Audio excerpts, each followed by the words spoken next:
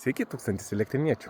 Gražus vakaras ir norėjau pakalbėti, trumpas komentaras apie 1000 elektriniečių grupėje šiandien balandžio 1 dienos. Aišku, pokštas tai buvo įkeltas postas apie tai, kaip valdžia ieškos daugiau pakrančių, tai reiškia sausins ežerą, kad galėtų daugiau parduoti ir panašiai, nes jau parda.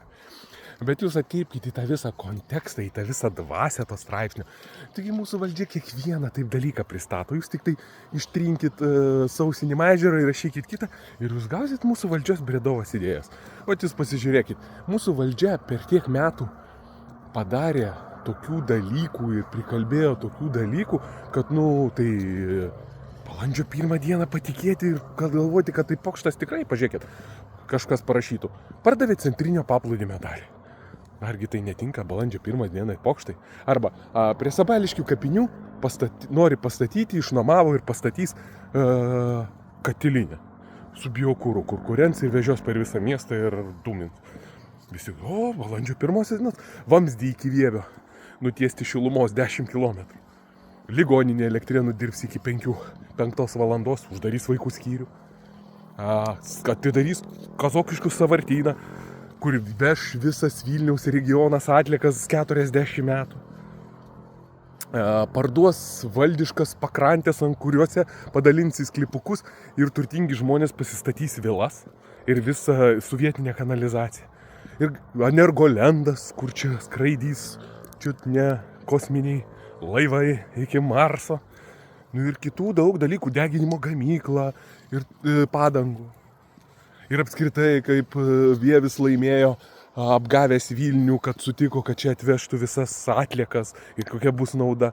Suprantat, jūs kiekvieną šitą mūsų valdžios paimkit arba ir tai bus kaip balandžio 1 dienos pokštas, bet tai tinka tik tai tam. Tai netinka įgyvendinimui. O mūsų valdžia realiai visą tai įgyvendino ir dar daugiau tai padarė. Tai skėčių nuoma, pavyzdžiui. Taigi labai tinka, įsinuomavo Elektrėnų savivaldybės skėčius. Taigi tinka balandžio 1 dienos pokštai nerealiai. Dovydas Bliujus, būdamas mero patarėjas, laimi 50 000 lektoriavimo konkursą ir lektoriaus. Ir po to, kai baigėsi dar vieną laimi, tai argi ne balandžio 1 dienai tinkantis pokštas. Čia kaip pokštas, 30 metų mūsų valdžia pokštavo.